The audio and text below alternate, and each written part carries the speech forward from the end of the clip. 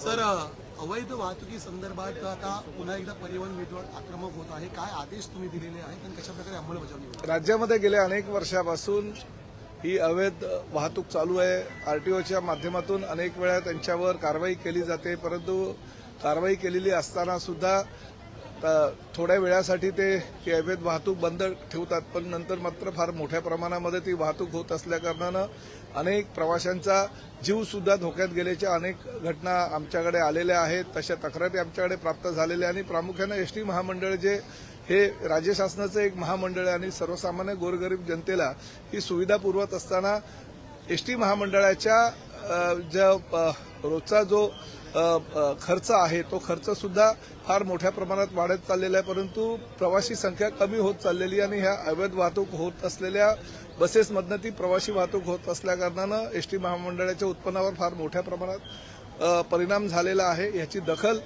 प्रशासनानं आणि प्रामुख्यानं मंत्री या नात्यानं मी घेतलेली आहे आणि कालच या बैठकीमध्ये निर्णय असा झाला की उद्यापासून म्हणजे 1 मार्चपासून राज्यामध्ये जवळजवळ 1 महिना ह्या अवैध वाहतूक ज्या ज्या ठिकाणी केली जाते त्यांच्यावर कडक कारवाई केली जातील. त्यांचे जे ड्रायव्हर आहेत त्यांचे लायसन्स रद्द केले जातील.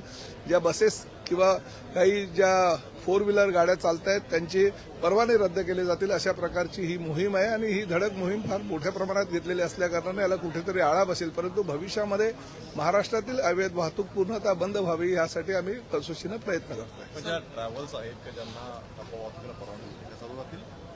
हे बिलकुल चालू राहणार नाही. ज्या परवानग्या दिलेल्या आहेत त्या गाड्यांव्यतिरिक्त दुसऱ्या कुठल्याही गाड्या चालू राहणार नाही आणि प्रत्येक जिल्ह्याच्या प्रत्येक तालुका पातळीवरच्या आम्ही आमच्या अधिकाऱ्यांना तशा सूचना केलेल्या आणि 1 मार्चपासूनच त्यावर कारवाई करण्याच्या सूचना केलेल्या आहेत आणि 100% यावर फार मोठ्या प्रमाणात कारवाई केल्यामुळे आळा बसण्याची शक्यता नाकारता येईल. सर, राज्यात पोलीस भरती वेगवेगळ्या जिल्ह्यांमध्ये सुरू आहे.